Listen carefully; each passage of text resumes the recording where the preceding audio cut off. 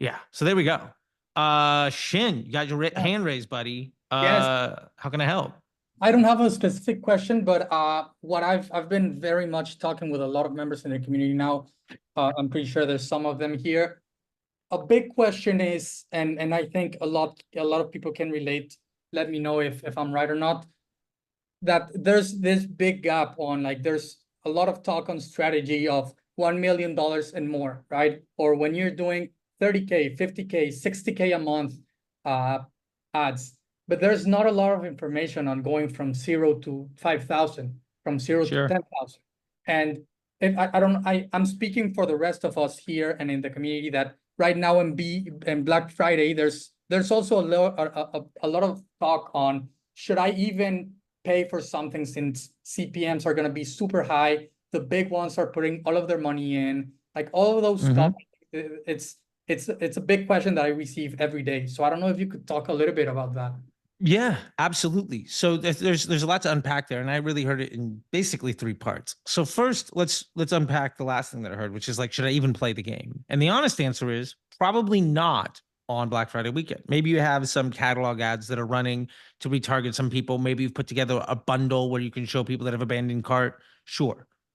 Um, and it is a very valid point. Like I've been in a space where I've spent seven figures a day, and believe me, like Macy's will drop a couple $1 million in the United States on Thursday, on Friday, on Saturday, every single day. They'll probably drop 10 million over 5 days. They're one of 1,000 brands that'll do that. The cost of attention is astronomically high, but you don't have to wait until then to fill your funnel and to make sales. So the first point is, if you do not have profitable efforts, then don't play the game when the price of attention goes through the roof. Second thing that I'll say is, when it comes to strategy, one of the most common things that I hear talked about all the time is discounting product. And I really, really want to focus on this, especially if you're at a spot where you're at $50 a day, $200 a day, $500 a day. You're not in the thousands a day space yet. You're in the dozens or hundreds. The single worst thing that you could do is discounting your products and have that be your offer. Now, most of the brands that I talked about are doing big discounts, but it's because they have huge LTV backends. They also have giant email efforts and huge Google search campaigns running. The point of this that I really want you to take away is that Black Friday is an opportunity not to discount your product. Don't think of it as a buyer looking for a discount. Think of it as, for you, a way to add a discount by a higher quality customer. So when you're looking at Black Friday, what you should be doing is focusing on building higher AOV offers. You can run a discount on a bundle. That's fine. I did a bundle construction video a while ago where we talked about this. And the long and short of it was, you could sell something for $65 at 20% off, and now it's 50, and maybe somebody will be interested if it's the right thing. But if I have something for $65 and another item for like $35, okay, that's 100. Still not great. But what if I then add like a $25 gift card and a $25 style guide, as well as some item that cost me like 78 cents landed, but I can throw it in for $10. Now I have a $160 perceived value offer. I could give that away for 120, 110, 100. And I'm basically still selling everything at full price, but adding in the perceived value items allows me to hit that discount that we need to potentially get somebody to buy from us. But more importantly, what you're doing is you are solving problems. If you put together bundles that are built around customer journeys, what the average customer who buys from you more than once, what do they buy? If you can solve that problem, then you become a solution provider, not somebody trying to sell product. If you are trying to sell product, you are a salesperson. A lot of people think that their business is successful because they're a decent salesperson. The problem is, if you are a salesperson, you're focused on making a margin on any item. But if you're a business, you're focused on buying the best customers. Price conscious consumers are the least brand loyal. If you sell somebody a $65 item, 20% off for $50, the likelihood of that person coming back and buying again, that's not the quite math, but you get the point. The likelihood of that person coming back and buying again is extremely low. However, if you gave more or less the same value discount on physical goods, but we're able to build a bundle where you're able to combine 2 or 3 different offers, as well as potentially a gift card and some other stuff, and really package together value. Now you're not a commodity product at a discount. You're a solution provider with a person that bought from you who's 10 times more likely to come back and buy again. And those are the real numbers. I did this with a jewelry business earlier this year on Mother's Day. And what we did is they had a really high selling pair of earrings. And they were saying, well, we're going to mark this thing down. I was like, okay, what if instead we paired those earrings with a necklace? So now it's a set. And I'll give you a jewelry cleaner plus a gift card and a style guide. Now we were selling $125 offer for $100 because what we were doing is basically giving the gift card away for free and then charging you money for a style guide. We put that at 20% off, and that sold phenomenally well. Those people in general were 3 times more likely than the average customer to come back and buy again, and 9 times more likely than somebody that came back and bought on a discount. So there's offer construction at play. And the last thing that I'll say is, what is the ultimate strategy that we can be looking at for going to market with ads? And this is what I want to talk to you about. There are 2 different sides to this. First, look to your volume of profit. One of the things when people ask me what's the right budget to spend on Facebook ads, my number one piece of advice for any paid media is invest a percentage of your profits. Do not try to make profit and make the business viable by trying to get attention. If you can't get sales without ads, then you'll be heavily dependent on ads to buy low quality customers, and ultimately success is going to be very difficult. I know plenty of people that are going to run up 5, 7, $10 million in sales and take home almost nothing because their ad spend and their operational cost is more or less equal to the amount of revenue that they made. And some people will lose money if they don't make 3 to 4 million. So the point of it is, if you're at a spot where you're doing 50K a month and you're looking to see, well, what can I spend? I'd ask you, could you spend 5% of that? 5% of that is $2,500. Could you spend that in a month? That's, less than $100. If you can do that in a way where you're focusing on just selling your top performing product that is most likely to get customers to buy a second time, then what you are doing is spending your money to amplify how the business works. And you'll see people like Taylor Holiday and Andrew Ferris and all of these other folks say, sell anything at a profit margin and run discounts all you possibly can, because they're performance-based marketers who make a commission on ad spend or have creative service providing companies, right? Like let's call a spade a spade. They'll make a commission on your money, they'll make a commission on your revenue, and they'll sell you more creatives that their ad account design will make you need because they favor a strategy that bakes in ad fatigue as an operational cost. Instead, with a lot of the brands that have left CTC, for instance, and have come to Disruptor School and are in an exceptionally better place, one of the first things that we've done is say, what product most heavily indexes towards the purchase of a second product? And the easiest way to do that is take all of your sales for the last year, get a report from Shopify if you're on Shopify, and see all sales where they new or returning, the customer name, the product they bought. And all you have to do then is say, of everybody who's a returning buyer, what was the most commonly bought first product? And then what was the most commonly bought second product? That's your bundle, and that's your hero product. The first one that they bought that most commonly led to a second purchase. That's what you should be trying to sell with your profit volumes.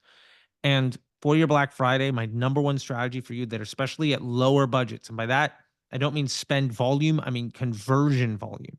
If you're not getting a dozen sales a day, if you're getting 2 or 3 a day, or maybe 5 or 6 a week, focus only on selling the items that most often result in somebody buying a second time. Because what you are doing is buying future cash flow. And that's the most important thing that we need to be focused on. So hopefully that answers your question, Shannon. I see the chat blowing up. So maybe we can get to some people here. All right. Let's pull this up. Sindhu, I probably mispronounced that, but if you want to come on up. That's Sindhu, yes. Hey, look at that. White kid from the suburbs. I don't usually get it right, but I'll take that as a win today. No, that's perfect. All my right. So question was about how can I abandoned help? carts.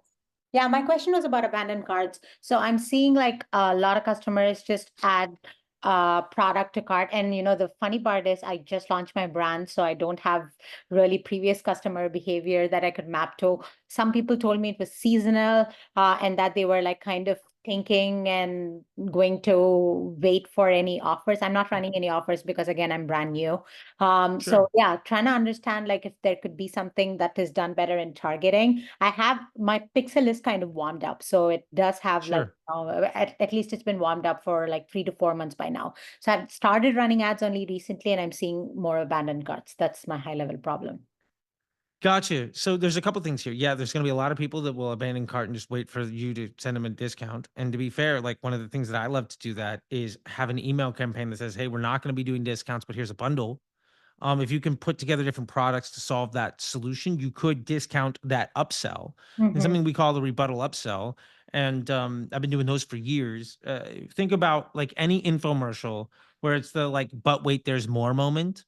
How do you take the product that they abandoned and give them a but wait, there's more moment? How do you give them the product plus more value and an upsell? How do you say somebody didn't want to buy a $30 item? I'll give you a $100 item at 20% off, or some of that is just a gift card for another purchase. Got it. Then if they don't use the gift card, well, you sold them monopoly money for full price, which is great.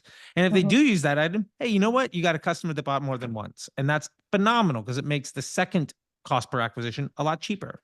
Got it. So that's one part. The second thing is in the targeting of ads, I mean, I was, sort of one of the people that really brought forth the strategy of just targeting broad like 6 years ago, 7 years ago at this point.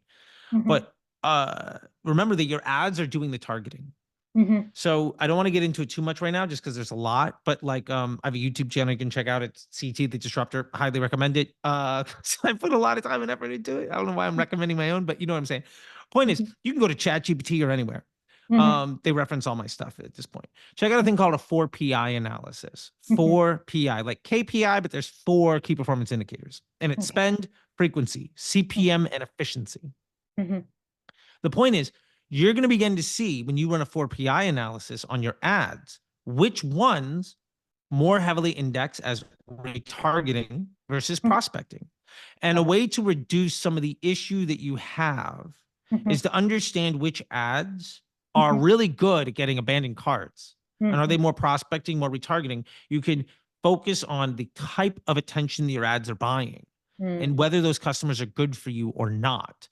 And if you have an ad that spends a lot of money and gets a whole bunch of people who abandon cart, never buy, that ad might have all the metrics in the world you like, but ultimately it's not good for your business. And getting rid of those is one of the easiest things that we can do to solve our problems. Does that make sense? Yeah, totally. Thank you so much. Yeah, and I've got like hours on that on the YouTube channel. So just go Google 4PI. The AI will give it to you. You don't need to follow me or subscribe or nothing. Just check it out. It'll help you out a lot, I promise. Totally. So I just wanted to follow up on one point that you made about like, Sure. following up with an offer or something like a bundle or something like that. When a customer adds to cart, I don't really have their email. So are you saying like a retargeting kind of campaign where I can basically show that? Because I've also heard, like other things about like Facebook negatively marks you down if you run retargeting campaigns and the conversions are not better on it. Like, do you subscribe to that? Yeah, that's nonsense. I know the engineers at Facebook. I helped them design the platform. That's complete nonsense. What's happening potentially is that if you're showing, remember when you run a retargeting ad, that entire audience has already told you no. Yes. So if probably 90% of the people in that retargeting audience will never buy from you. So you are specifically going after people who've already rejected you. Now, one of the things that I love, and you kind of brought this up, is take that offer and run it as a retargeting offer. Got it. Now, that offer really only exists as a retargeting offer. You're saying, hey, you didn't want this AirPods case. Awesome. What if I give you, what about buy 2, get 1 free, and I'll throw in a gift card? Now, now you're competing. You are providing a solution above and beyond what other people can do. And one of the best pieces of advice that I've been giving people for a long time on that is if you go to Amazon and you see this product versus this product with like 5 other kitschy items for $2 more, you always buy the bundle. You never buy the one thing. Yep. So you can overcome their objection of value instead of price. And if you overcome the objection of value, that person is exponentially more likely to buy from you a second time. And that's where your big money comes in. Because the last thing I'll leave you with is this: the first sale is the least profitable. Got it. Perfect. This was so helpful, Charlie. Thank you so much. You're welcome. I'm here all the time. This is fun. So, like, I'm glad I can help.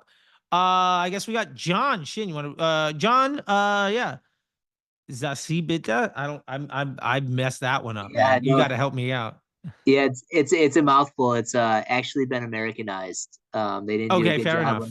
when they came I- here. They didn't do a good job of it, trust me. Okay, yeah. Like I said, white kid from the suburbs in America, not Yeah. cultured very much at It- all, right? Like uh, uh, salt is a bit too spicy for me. No, I'm kidding. But you yeah, roll. no, Yeah. all good, all good.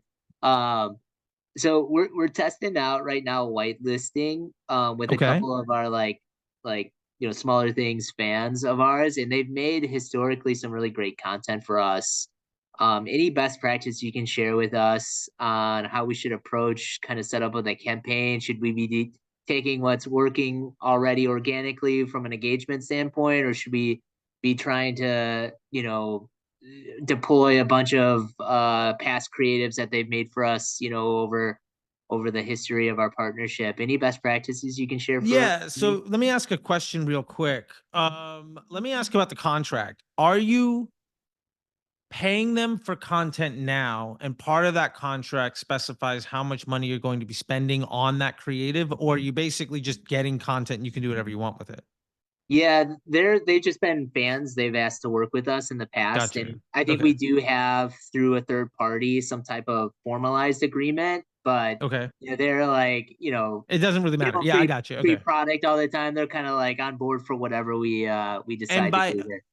gotcha. And by whitelisting, you have access to run ads from their accounts? Yes, yes, Awesome. Okay. If you have access to run ads from their accounts, my first thing is I would not be separating these ads at all. These ads are just other versions of ads that you have. I'd be running their creative from your account and from their account to see what works better. okay, Another thing that I'd be doing is if you have access to their accounts. So, like, I mean, I've done this with Kardashians, and I've done this with TV people, and I've done this with small mom and pops, whatever it is. yeah, One of the things that I love to do is also build custom audiences based on that person's social profiles. So one of the okay, biggest misses that people have when it comes to whitelisting is they don't actually target that person's audience much. And it's rarely ever a very scalable thing. I mean, when you're working with Kris Jenner, that audience worked really well because she's massive. But like if yeah. you're working with somebody with 10,000 followers, it might not be that That's big. these. Yeah, Yeah. But the point is, it's still an opportunity where I want to check that box. I yeah, want that to be available because often that's an easy 10, 20, 30 sales. It might be an easy 100 sales and you're out. It's not scalable, but it's a bucket of opportunity that yeah, I want to make sure that I'm checking off. Now, another thing here, strategically best practice that I don't see anybody talking about is have whitelisting influencers or creators or just celebrities, whatever it is, with complementary audiences. Somebody should know more than one person that you're using. So let me give an example. I was running with a brand called 310 Nutrition. We went from like 15 million to like 98 million about 20 months. And one of the big things that we did was I got contracts with one or two, and this is may or may not be within your scope, but I just want to give an example of something that I sure, did. To be fair, it's a $100 million business when I left. So context being what it is. And that's why I want to call that out, not to brag about growth, but like to give context to the numbers here. We reached out to Real Housewives. So we had Real Housewives of Beverly Hills, Real Housewives of New York. We had at least one or two cast members of every show in that series. What happened is every time that show would run like 8 or 12 episodes, whatever it was, every 2-3 months, a new show would come on. Well, we had somebody from every single show. And the thing is, every one of these stars had an audience, but their audience was a lot of overlap. The Venn diagram of their yeah, audience was not right, very discrete. It was a giant blob. So instead of having one marketer talking to this and one influencer talking to here and one celebrity talking to here, all of them are complementary and compounding. And remember, I talked about that audience. We combined all of their audiences together and it force multiplied the impact, because now it's not one person, it's everybody that you know from that one space is talking about one thing. There's an implied Sure. legitimacy to that ubiquity. And if you are Yeah. everywhere with everyone that I trust, you're basically Right. now infiltrating an entire social circle. That's Right. exponentially more powerful than taking single shots. And then the last thing that I'll say is organic posts when it comes to whitelisting is just fun. Like that's cream. It's cheap creative testing. I expect zero revenue from any organic post. You are outsourcing the creation of ads. That's it.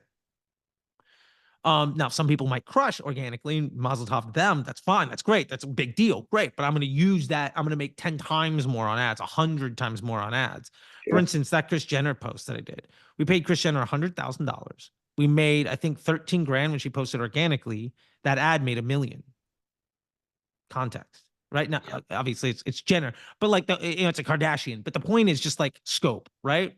And it's the same kind of thing over and over again. So part of that is you're talking about organic versus paid when the ads, like what should I do? I love the idea of taking the organic posts that worked. I'd also post them organically myself.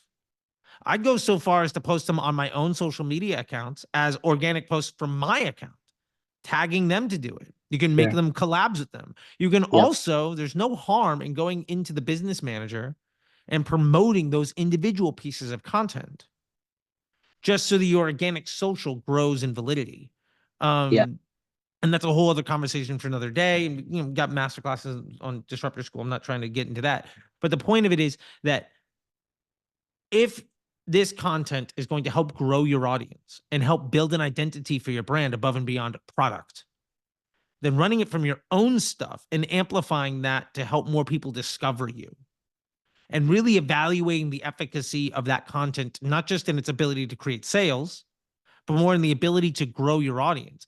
Do those posts get you followers? Like you can see by the individual post. Yeah. Now now you're building an identity. If you get 1,000 followers because of whatever, and then you get 5 celebrities that all have, or whatever it is, 5 micro influencers or whatever, that all have a similar audience, and you post content and you get another 1,000 from them, that second group is going to be far more valuable to you because they're buying in because of the identity and because of some attachment to the business above and beyond your social media manager being halfway good at selling your product. And that's really, really important because ultimately emotion is what sells. Features and benefits don't. And that's a really big thing. And one of my favorites in the biz, Simon Sinek talks about the golden circle, right? I don't know if you've ever seen that TED talk, but highly recommend it. Start with the why. And in social, starting with the why is creating an identity. And rarely is that I've got the best this or the cheapest that or whatever it is. It's talking about the problems that you solve. And to be fair, if you can talk to people using the language that they use, you will win the game 9 times out of 10. You see that with brands, you see that with businesses, you see that in politics, you see it everywhere. So I'd be focusing on that as your strategy and also your sort of your go-to-market. But what I wouldn't do is make highly segmented efforts to see if any of these posts can be good enough on their own. Because I'll just tell you, they won't. And if they are, they won't be sustainable or scalable. So it's ultimately not a win that's worthwhile for you to really chase. But if you can throw it into your overall media mix and it can work for you at scale, and your audience is built off of the people that are also fans of or engaged with or whatever, these people that you're working with, now you're having a compounding flywheel of value that every new piece of content you're getting from any new whitelister, building on the audience that you have, now you're further validating things. And that's incredibly powerful. Does that make sense? Yeah, absolutely. That's great stuff. Thank you, Yeah, Todd. you're welcome. Hey, look, I had to learn my lesson. I got thrown into the wolves with $100,000 influencer budget at this brand, and we were like, I lost money for 7 months until I figured it out. So like, tough spot to be in when you're losing Yeah, 100K a month. But we're yeah, lucky. We haven't spent too much money on it. We spent a lot of yeah, money on ads. This is the first time we'll be testing out whitelisting. So yeah, fingers I crossed. got you, man. Hopefully Well, I we like see it, some returns. and again, like some of the easiest whitelisting that you're gonna get is just your customers.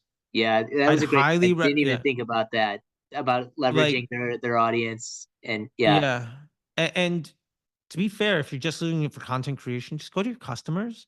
Like, Yeah. could you offer a customer a $20 gift card to make you a piece of content? Yeah. If you got 100 ads for 20 bucks a pop, is that more or less expensive than it would cost you to manufacture For that sure. many video ads that Yeah. were not nearly as heartfelt or legitimate? Yeah, it's been no, it's been a huge one for us because we grew a lot earlier when it was all static images and carousels, and this whole world of video, like it's been really hard for us to create great creative that's video in-house. UGC has been a huge gifting. We just gift usually. Yeah. We don't even have to pay them. Just like, hey, some free products on us. So There thanks. you go. There you go. Great stuff. And absolutely, you're welcome. And when I have customers that do that, also go to your Instagram account and just see what you're tagged in. Just repost it. If you've been tagged on something on Instagram, that's your next TikTok. It's easy.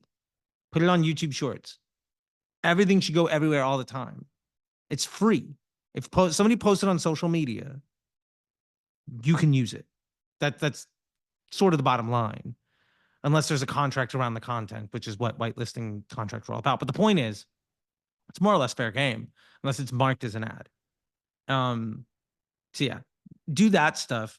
I have a business that I'm working with right now, and what I did is I challenged the guy that runs the business. He's like, we are so strapped for resources because it's Black Friday. And I said, all right, great. Get 100 customers to post a video about your product. And every single week he's getting another couple dozen.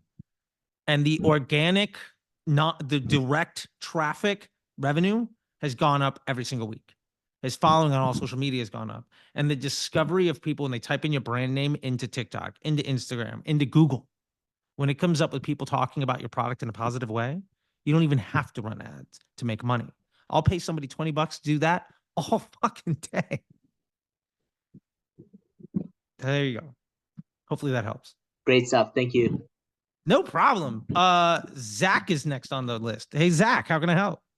Hello, hello, hello, Charlie. Thanks for doing this. This is all super insightful stuff. And the idea of the bundles rather than discounting products, creating a bundle and then discounting the bundle. I mean, it's so simple, but it's so smart because otherwise you're just devaluing the brand. Yeah, it makes but hey, perfect look, sense. I don't run an ad agency where I sell you creative services and I don't charge you a commission on ad spend and I don't talk to you about MER and contribution margin and ROAS as being things of value. I just build 8 and 9 figure businesses all the time. So like I'm looking at your bank account as the thing that's actually valuable. So with that in mind, there's your advice and I'm glad to help. So I've got a couple things on the same topic, really about brand versus performance marketing. One, if this is even the right question, is there a tipping point in a brand's kind of growth journey where they can no longer rely on performance and they kind of have to start implementing brand? I like how you phrase that question because I think the question is more, is there a point where a brand can focus on performance instead of brand?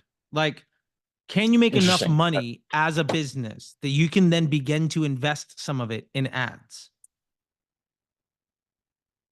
A good business model will scale an ad account. A bad ad account will die in the middle of February because using cost caps on 1 million ads. If your brand, so the way I would look at it is this goes back to a conversation about like, what's your ideal Facebook ad campaign budget? One of the easiest ways to do it is how much money could you lose today? Let's say it's 20% of profits. You make $500 in profit a day. Awesome. You can afford $100 a day on Facebook. Now, maybe you see a lift of over $100, in which case, great. You figured it out and you can scale. But until that works, then you're putting the cart before the horse. Because really, the purpose of Facebook ads is to amplify the volume of opportunity a successful business model has. Ads on Facebook aren't the bottom of the funnel. So let me break down the way you make money real quick. So it's in 2 pieces. Number 1, you acquire attention and you monetize it. Most people say that's a business. No, that's a salesperson for a business. The next step is you turn that money into future cash flow. You then invest a percentage of that future cash flow in the acquisition of more attention. Until you get to that future cash flow, you don't have money to invest directly in the acquisition of attention. If you can't get people to buy from you more than once, then you don't have a business. You're still a salesperson. And you can use some of that profit margin and go, but you're always going to be beholden to day one profitability because your business sucks. And that's not a slight against anybody. It's just that's where you're going to ultimately see issues. You can dump $100 million into a brand that needs to be profitable on day one, and you might see a profit, but as soon as you turn off the ads, the revenue dies. As soon as the attention becomes more expensive, your business is dead. If you say things like Facebook is getting too expensive and I have to be profitable on day one, you have a business model problem. And Facebook ads aren't the solution to that. The solution to that is figuring out your brand, figuring out your positioning, figuring out your organic, to that matter, like getting affiliates or influencers or email, do marketing that is more efficient so that you can then figure out how to acquire future cash flow to then invest. And that's why I said, if you're a small brand and you don't have a lot of money, the only thing you should be promoting is the item that most heavily indexes towards the second purchase. And one of the stickiest stats in any business, anywhere, is customer journey after initial purchase. You will take a look at your data. And again, go to ChatGPT. Don't bother setting up the Excel spreadsheet. You are going to notice, man, when somebody buys this, they're 20 times more likely to buy again. And everybody that buys this item never buys again. And you've probably had that experience before in your life. You went even maybe a restaurant. Might be a really good restaurant, but you ordered the wrong thing. You're like, fuck that place. Your buddy, on the other hand, orders the right thing. Like, oh man, this place is great. The only issue is you had the wrong first touch. So the point is, don't focus on selling anything that's the wrong first touch. The purpose of Facebook ads is to amplify the business model. If you know how to get a customer to buy more than once, amplify that opportunity. And the other thing to this, that's part one of how a business works. The other part is this. Let's start at the end of that. All right. So the second purchase. Now it's really fucking hard to optimize for its third or fourth purchase to Facebook ads because that's just way too far down the road. But second purchase, we can get there. Okay.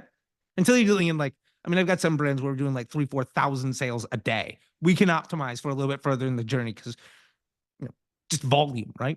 But the point is, second purchase. Let's say that's the end of our customer journey that we can optimize for. Awesome. What happens before that? What happens before that is the customer journey after they buy the product. Okay. What happens before that? Upsells and landing page. So it's upsells to improve AOV. Above that is the landing page, the conversion rate. Above that is generally email. Above that is search or PPC, capturing existing intent. So there's above the landing page is inventory-based marketing, email and SMS. People have opted into messaging. Above that is intent-based marketing. They might not know you, but they know exactly what they're looking for. Above that is intent creation. That's where Facebook is. So for you to really make a business work, you have to tie the top of the funnel towards that second purchase. And if you can't do that, your odds of success are very, very slim. And the unfortunate truth is Shopify and Facebook ads and TikTok and Google, everything else have made it incredibly easy for very bad operators to see some margin of success enough to really think that they can achieve. But they also are getting led astray by a whole bunch of people that are promising solutions along the way that ultimately are just pilfering off the success that somebody has. And what separates the folks that can make an 8-figure business versus the folks that are working 80 hours a week to maybe take home a paycheck as an operator is the ability to acquire additional transactions from any customer. That's the unlock that makes everything else work. Because at the end of the day, I'll do some quick math real quick and then move on to another part of this. Is like, let's say, for instance, I have a product that costs $50 to make and sell. CPA and COGS, ops cost is $50. My AOV is $50. I break even. Got it. If I know in 90 days, 20% of people buy a second time, that means I only break even for 90 days. On day 91, I make $10 profit for every customer because 20% of those people are coming back and buying again. So now on day 91, maybe I can invest $2 of every transaction I got into acquiring more attention. There's my Facebook ad budget. Now all I'm doing is amplifying an already compounding business flywheel. And at that point, like if I can start out at a couple $100, let's say I start out at $500. If I can add 5% 3 times a week, and I hear you, like 5% on 500, that's 25 more bucks. Okay. It's not a lot. Got it. If you can add 5% 3 times a week, 11 cycles will double your budget. That's basically every month your budget will double. If you do that all year long, $500 becomes $133,000 because compounding interest is a serious fucking thing. So the point is, if you can figure out how to tap into compounding interest, all you then have to do is say, why would the answer be no? And the only thing I have to do in my business is make sure that no doesn't happen. Now I can scale a brand exponentially, and I'm not worried about doing 1,000 things that are harmful to the business. And I focus on the one thing I have to do to grow it. Does that make sense? Yeah. Yeah. And here's one just short story that's representative of your find the most valuable customer. A friend of mine just started working at this fast growing chicken company. Okay. They're a big chain. Not Raising Cane's. Got And it. not Raising Cane's. No, a competitor. Okay. Okay. And they looked in the data and they found that the most valuable customer is the customer who purchases the chicken sandwich.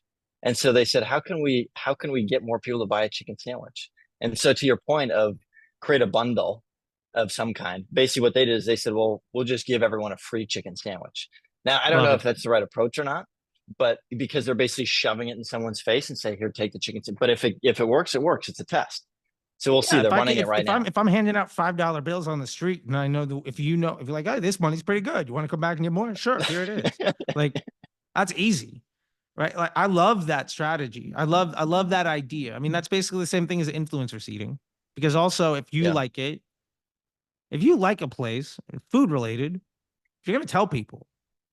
Now, to be fair, if you hate a place, you're going to be far more disliking a restaurant gets way more attention than liking a restaurant.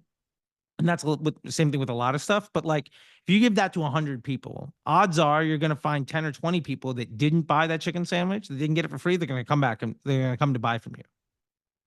You're just doing customer acquisition by proof of concept. And that's one of the greatest in old school marketing efforts at all. But that's not a terrible way of going about it. I would 100% do that for customer acquisition instead of running ads. Absolutely. Because interesting. I don't need to. Yeah. And then that can be an ad in itself. Yeah, absolutely. When I get to that point, we can absolutely run paid media behind it. Sure. But then you also run into restaurant business is tough, man. The OpEx on a restaurant business, the margins are so slim. Anybody that gets into a restaurant, that is a labor of love, and bless you, that's a tough slog. But hey, some people love it. That's the only thing they would do, and I'm glad that they found their call. Yeah. Now, I don't know if this is fair to ask another question. Yeah, go for it. I'll make my answer less. We'll do that. Okay, cool. Okay.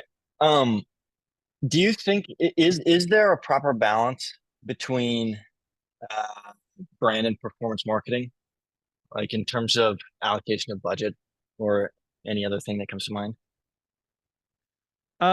So the honest answer is it's purely built on the numbers. The balance is completely built off of your skill set. If you crush at brand, you can spend almost all of your money in performance. If you're mildly decent at brand, like you can check that box so that it's good, you might want to invest more in brand than performance because all you're trying to do is just amplify what works. But the right answer for every business is different. I've seen the exact same company done 5 times, and the media mix around all of them is completely different. Some of them don't do any performance and they crush because it's all like affiliate and multi-level marketing or whatever it is. But like the right path is different for every operator because everybody thinks and solves problems differently. So that's not a great no, that's fair for you because it depends. No. But follow the Probably money. the right answer. Yeah. Yeah. That's my best piece of advice. Yeah. All right, man. Glad to help, dude. Thank you so much. And thank you. Appreciate best of it. luck out there. Absolutely. Alan, how can I help you, buddy? Sweet. I actually have to skip because I got to jump at 3. So just grab Okay. on the next one. All right, Alan. Well, I'm sorry, man. Feel free to, message me. Actually, we can just do this real quick while Alan, even though he's got to go, I'll read his question. Do you have any business examples that have done these types of bundles or combination of offers that you were referencing well? Sure. I did it really well with Under Outfit. What we found was that the average woman was buying 2.5 pairs of comfort shaping bra. And they came into the Facebook Ads MBA program, my coaching business, and they were doing about 50K a month. We tapped down to find that this is the hero offer. The average woman, 80% of people that bought a second time bought again within 25 days, and the average woman bought 2.5 times. We launched a buy 3, get 1 free offer. Immediately, the volume of product that a woman got went from 2.5 to over 3 in like a month. Also, the cash flow was better. I basically gave up the cost of goods on a 4th product to sell you 3 transactions at once. But it went from like charging $45, $50 to make a sale to like $80 to make a sale, $75. So the cost to make the sale went up by almost double. But it went from getting $40 to over 100. And those people were 3 times more likely to come back and buy again. That was really easy. That worked. Another example of this, I referenced it before, but a brand called 310 Nutrition. And I'll just reference brands that I've worked with just because I know the internal numbers well enough to talk about it. It's not speculation. So 310 Nutrition is a brand where what we did was they had full price offer of a bag, and then there was like a trial pack. Hey, look, trial pack, check it out. What we did was we found that a lot of folks were not interested in the trial. They were already aware of what meal replacement shake would do for them, not a weight loss shake because, terms and services and conditions and all of that. What we did is we started building bundles around, if you buy a full price bag, we get it. It's like 60, $70. It's cheaper GNC. Okay. What if we give you like 2 bags plus a supplement and like 5 of the products plus a gift card? Now we are getting you a better unit rate on the product, plus introducing you to a couple of other solutions to your lifestyle problem and a gift card for that second purchase. When we added a gift card and and a guide for like how to lose weight, how to feel good, how to take care of yourself, the people that bought an item with a gift card in a bundle and they came with a guide were worth 5 times more on LTV than the people that didn't. Because you're solving problems. And that's an extremely important part. And the last bit of this and types of bundles and combinations that work really well, the Happy Meal. Any bundle that you get at any drive-through restaurant is cheaper than if you buy the drink, the fries, and the burger, the shake, whatever it happens to be. They are solving a problem. They're not trying to sell you a burger or fries or a drink. They're not commodity salespeople. They're giving you a meal. And that's really basic, but they're solving problems instead of selling a commodity good. If you got no discount and you had to pay full price for everything, odds are you wouldn't go there. But the best selling products at all fast food restaurants are the meals because you're getting a discount on all the goods. To be fair, every restaurant basically does that. A la carte is more expensive.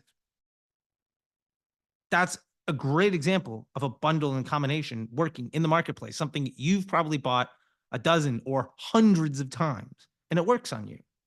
When's the last time you're like, I see there's a bundle, I'm going to pay full price for everything else? Never mind.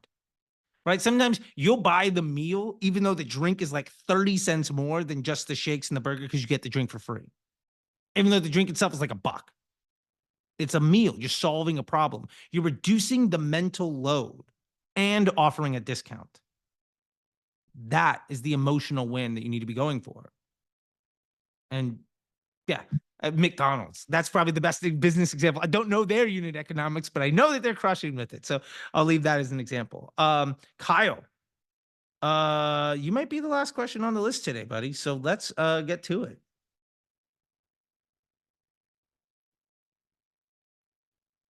Howdy. Hey, how you doing? Doing good. Yeah, so you saw my question in the chat. Yeah. So yeah, I'm just kind of curious, do you send people directly to the bundle page or the homepage? I know because you're talking a lot about the homepage. I guess maybe it just depends on my homepage. compared to the bundle page. Yeah, on your homepage architecture, yeah, specifically for like Black Friday campaigns. So if you were, Right. if I think, so you have quick camo, Yep. awesome. Okay, I'm bouncing around between windows here. Usually I have, when I do this, usually when we've done this, I'm at my office in LA, but I'm in my apartment in New York. So like I'm on my laptop, so I don't have two monitors going. Yeah. So you're gonna do $25 off, 25% off. Okay. And the bundle page is going to be the bundle builder. All right. So here's the thing on your page when I'm looking at it right now. First off, I see a 10% off pop up. So that may or may not compete with the 25% whatever that you might have that cleaned out. But Well, yeah, some I was quick, trying to decide because that's for you just buy anything, you get 10% off. To get the 25, you need the bundle, right? So I didn't, gotcha. Okay. yeah, I don't know. So something here, for instance, okay, on the page, the real estate is really valuable, right? So let me see if we can actually even just share this and go through it. I don't know, Shin, if I have the ability. Oh, I do. Look at this. Okay, there we go. All right. So this space here next to quick camo and then all of this, this is a really inefficient use of space. I would like for this to be on one line. So let me show you like, oh, I don't need to screen capture. There we go. Okay. I hit the wrong short key. Let's do Portland leather goods. Okay. So this is an example of a brand that is doing this really well. I happen to know these people personally too, like they're friends of mine, and they're crushing. They're going to do close to 200 this year. So if you see here, it's the brand, and then over here, and then here's the offer, right? Now this was 30% off a while ago, but see the difference between yours is here's this, which is great for US shipping, brand name, a bunch of different things I can, a bunch of different options, and then something about the business down here. Thing is, I didn't get to this page without already knowing whatever this is. I didn't just randomly type in quick camo and come to here. So this is, not valuable. This is not highly monetized, but very valuable real estate. Whereas if we look here, yeah, not interested. Sorry, guys. They already have my email address. Shoot, they have my cell phone number, like personally, so they can leave me alone. Here they have the rewards and account stuff. Here, there's another one of these little bars, and then immediately gets to this. Now this, like you would need to go to the page. I want to shop the sale. Awesome. I click the button. It brings me right to the page. And I'm Okay. already preconditioned to want to do it. If we were to look at, let's look at another one, King's Loot. These guys are going to be spending a couple $100,000 a day at some point pretty soon. I'm very excited for what we're going to be doing. This is their collections page. Okay. So if we get to here, see, very similar. Banner across the top, what you have. Brand in this thin bar, right? And then offer.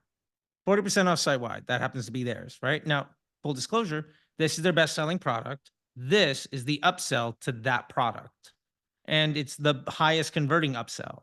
And this is the box that it comes in. But the point is, even the splash image is setting you up to take the upsell.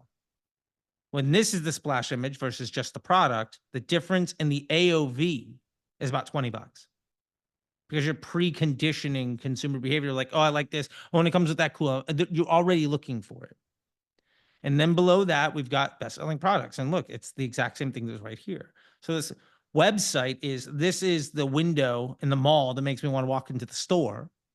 And then here are the best-selling products that was listed in the thing in the mall that maybe want to walk in the store. It's really easy to find. And then if I don't want that, I can go to this. And this is customer acquisition cost. This is high margin. This is high margin. And this is LTV. And this is like, other business, this is a volume of transactions, right? So these all have different business values, and there's a reason why they're put in that order and in that selection. So when we go here, we're seeing these could be up here, and maybe that means you have to get rid of some of them. Okay, which one of these buttons actually leads to things? To be fair, the reviews and the blogs probably don't matter. The bundle builder is cool, but if you're already going to have that as the offer, I don't need it here. The gallery doesn't matter. You have an Instagram account, that can be the gallery. So we can get rid of maybe half of these and get the quick camo over here. This immediately moves this up. This section here isn't selling anything other than shop fall camo, but like, that's not an offer, right? That's just like, welcome to the store. But instead of it being like, if you were to walk into REI and it looked like a grocery store with no end cap, that's basically what you have, right? It's gonna be very difficult to know. You need to, it's like a hardware store that's in your neighborhood where you know exactly where the thing is, right? Like Mhm. fasteners aisle 7, got it. And the only reason I know that's because I go there all the time. So unless customers Yeah. are buying from you 20 times, this is not a highly converting opening situation. Now we've got some offers Gotcha. here and some bundles, but I would rather this be like 4 wide at the top and maybe feature a couple hero products. The about stuff is cool. Like this top sellers should be, think about it like this. The further from the top it is, the lower the value the real estate is. And Yeah. the valuable real estate should be used to sell. So these Mhm. highest selling products, I might be interested in the 2-in-1 leafy face, but I have to go through so many things that I may or may not care about to get there. But you're telling Yeah. me it's the number one thing. This should be higher up. 159 5-star. Like this is great. 156, 130, right? Like these are all really important. So in the interest of what we were talking about, if you were to run your ASC campaign with your best performing ads to your homepage, put the Black Friday offer right here where it opens to the bundle builder, and the bundle builder's got, nice little tech here, and it opens up with the branding of this is not a bundle builder, it's your Black Friday offer. So there's consistency. And this is a little Mhm. confusing, but like I get it. But this should be branded with the Black Friday offer. Even if you have to double this page and call it, instead of bundle builder, it's quick camo Black Friday. Yeah. Now when I land on your page, I'm like, oh, I saw an ad for something I liked. Oh, wow, they have a Black Friday deal. Let me click into there. Now you got people into Okay. building a bundle. Does that make sense? Yeah. Yeah. And then you I can can do run that. like catalog ads or something, because imagine you got a fair amount of SKUs. So if you ran with just the Black Friday ad and then a catalog, you'll probably sell. The catalog ads purpose is to increase the volume of transactions. The Mhm. bundle, the Black Friday offer, is there for you to buy more valuable customers. And I Mhm. don't know that in this style business, I don't know that you would need more than that, unless you're going to be, I mean, I don't know how much you're spending in a day, but unless both of those campaigns are driving dozens of transactions a day, I wouldn't bother with a third one. Does that make sense? Gotcha. Totally. Yeah. Yeah, and I'll give you one more example of just one while if you want to continue to ask some questions, just to kind of, I called this one out. Yeah, sorry, I This just is wanted a to great follow up on business. one quick thing about the offer thing, the Black Friday. So outside Black Friday, how does the offer page, the top page look? It would still be whatever my hero offer is. It just happens that on Black Friday, everybody expects the hero offer to be some sort of discount. Mhm. But for instance, original grain. So for instance, if we go to King's Loot, up until 3 days ago, this was just a picture of the wallet, and it said something like, the only wallet you'll ever need will last a lifetime. Buy now. And everything below that was the exact same. The only thing that changed was this, because they were trying to get you to buy the product that most heavily indexed for somebody buying more than once. And so the website was designed specifically to funnel you into being a customer who's more than likely to have future cash flow. Does that make sense? Yeah, makes sense. And just, your website is not about you. Your website should be optimized, especially your homepage, should be optimized for conversion value per session. I don't care about conversion rate. I want you to begin to look at revenue per session. And the purpose of your homepage, this should be one of the highest revenue per session pages that you have. And anything that you have that is not selling a product or earning trust, like if you look at this, I don't have to scroll on this page. It says default 100 Zoom, whatever, right? I've got a menu, I've got the brand name, I've got my free engaging 2-day shipping, I have my offer, and I've got a lifetime guarantee. Like I'm hitting this stuff home. Now, this is space filler. We should probably get rid of this, but like it's Tuscan leather. It's right below the fold. Okay. And then we get into best-selling products. Like if all I see is this, I probably know whether or not I'm going to buy. And that's your homepage should really drive. Versus here, I have to know what I'm in market for, or quick camo has to be so strong that somebody's coming here to see what else from the brand they're going to buy. But right now, you're going to struggle to beat out an Amazon seller that's selling the same, a knockoff, because the site isn't doing anything to help me with brand or with offer construction. And at this point, it's basically a giant mall around that features one brand. It's like a Trader Joe's, right? Like this, yes, you have other things, but it's basically all Trader Joe's brand stuff, but you could get it anywhere. And because there's not a brand behind it or an offer, it's about convenience. And at that point, you're probably competing more on price than solution. So that's just my 2 cents on having done this a few times. What I might do. And I called out a couple brands earlier. So I'll just, in 2 seconds here. Oh, I'm not sharing anymore. Hold on a second. I'll just call this out real quick. Let's see. So let's just take a look at, this is a brand, like I said, when they came to my school, they were doing 50K a week, did a deal together, and now they're doing 1 to 2 million. Sorry, they were doing 50K a month. Within 18 months, we were doing $1 million a week.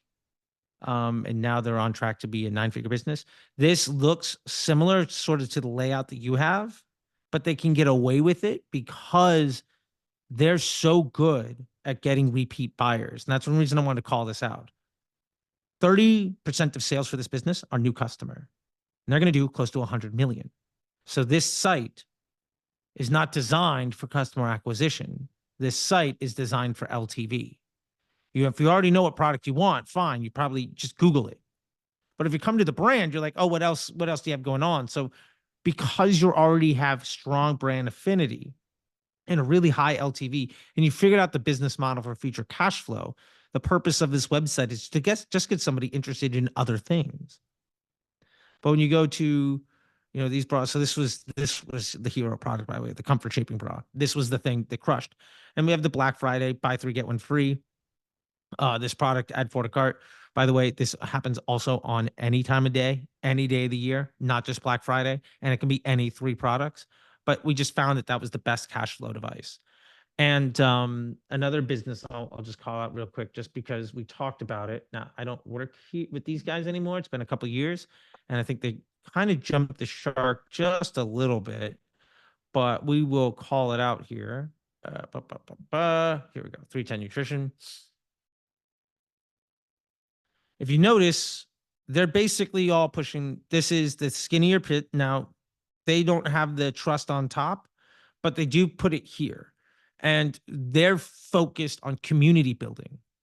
So they're selling a lifestyle and community. And that's really what this is about, which is what they're trying to push. It's less of an e-commerce and more of a subscription-based company. So they're really trying to overcome things that you want to buy a whole bunch. But even then, right below it is all the top selling products or categories, and then overcoming, objections and talking about the community. But the point is, the website is designed to tell the brand. The website is designed for brand performance.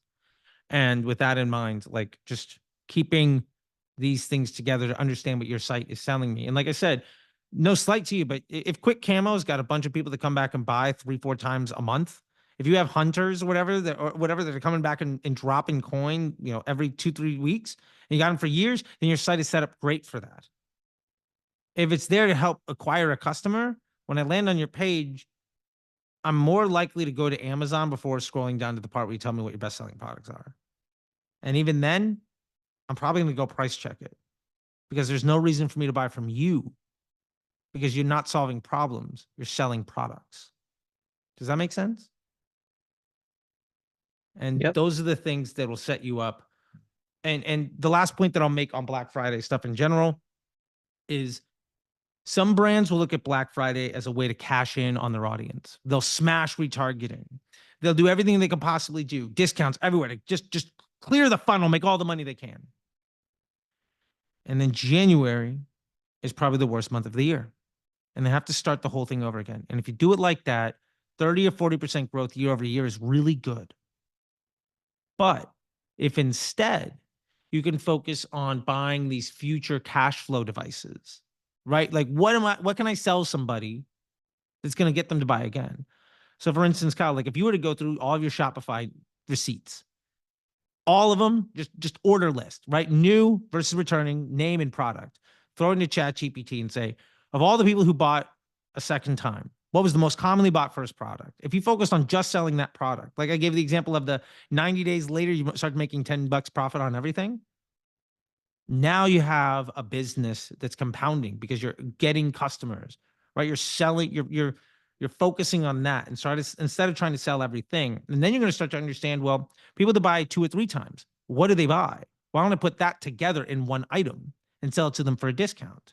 And that's perfectly fine. Because if I know my average sale costs $50 and the average person buys 2.5 times, I'll gladly spend $80 to get them to give me 3 transactions worth of money. I'll even discount it because I'm making a higher margin and I get that money right away.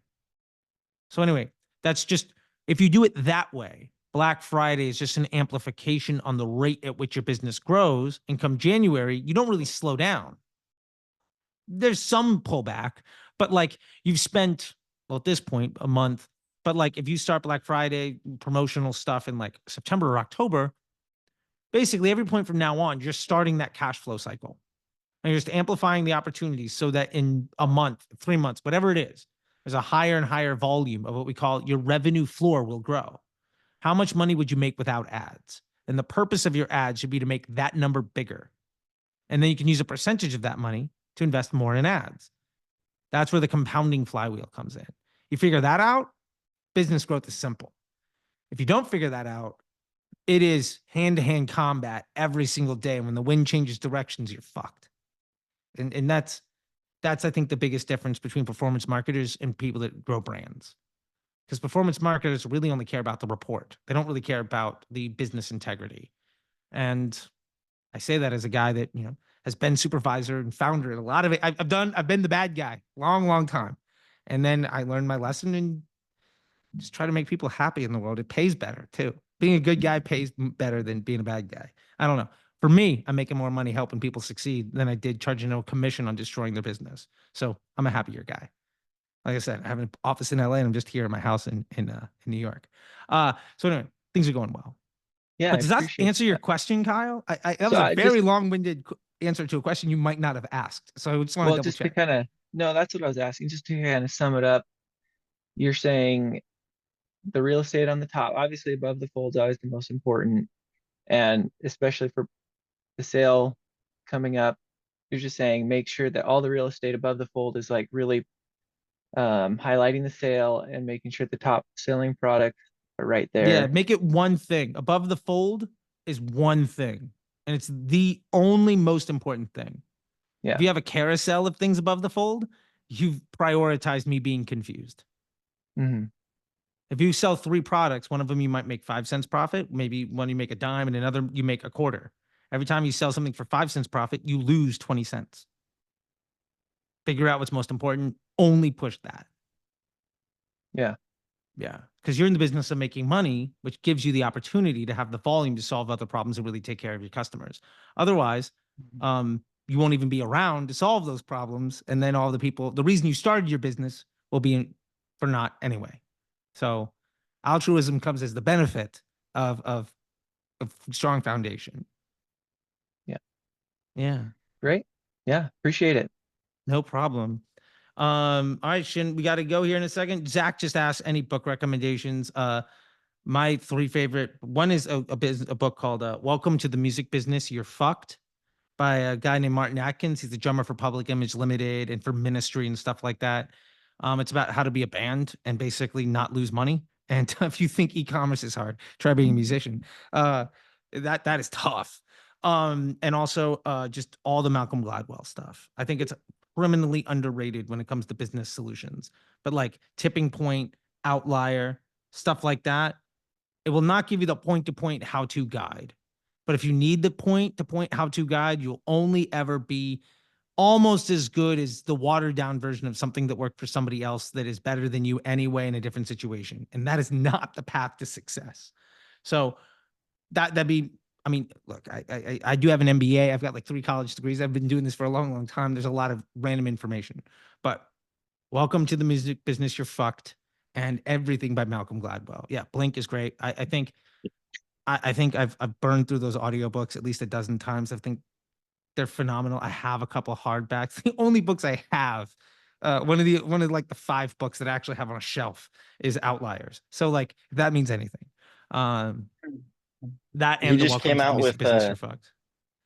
he just came out with the Tipping Point 2.0. It's like Return of Yeah. the Tipping Point, just revisited or something. Oh yeah, it's on my list, man. That is as soon as Black Friday is passed and everybody's out of panic mode, I get a bit more free time because my time, this is like I'm sending hours and hours and hours. Yeah, limited supply is not a book, but it's a good podcast. Get the book written. We'll do it. By the way, a lot of the stuff that I talked about today falls completely in line with Nick and Moyes, and I think that they would highly agree with that. Going back to the influencer and the whitelisting stuff, even like most of this stuff, the problem. Oh, that's the podcast. There you go, Maria. Gotcha. I missed the podcast question. I just thought it was a limited supply book. My bad. The fundamentals are so much more important than the flashy shit. And I'll leave you guys with this and then maybe we'll call it Shin. But the path to success is making shit simpler. Any idiot can make something more complicated. The more complicated something is, the harder it is to understand, the harder it is to improve, and the harder it is to sustain. The simplest things win. So just that's my number one bit of recommendation to you. If you got 20 buttons, edit. If you're trying to promote 5 things, stop. Like, do the one thing that matters, and everything else will fall in line. Or it's a labor of love where you know that you don't plan to make money, you want to be stressed out because you're just helping other people, which me kind of feels like what I'm going to be doing this week and next week. But like, it's what I love to do. So like, this is everything for me. I don't make money on it, but I do get the feelings, and this is great. So this is my time when my wife is out with the daughter, and instead of me doing anything for myself in Manhattan, I'm just sitting here talking with you lovely people, and it makes me feel good. So all that to be said, this was an incredibly selfish way for me to be the center of attention and feel fantastic today. So for that, thank you. I really appreciate it.